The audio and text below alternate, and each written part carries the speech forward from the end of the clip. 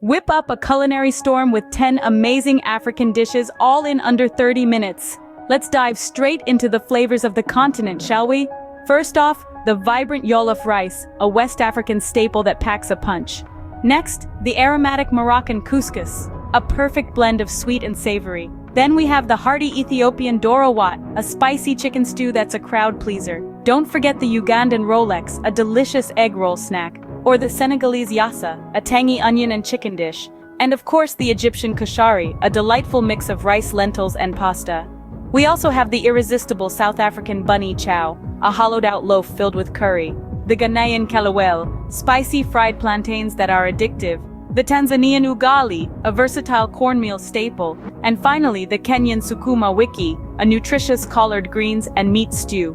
Remember, great cooking is all about having fun and experimenting. So don't be afraid to add your own twist to these recipes. Now, which of these dishes has your mouth watering? Don't forget to subscribe and stay tuned for more culinary adventures from around the world.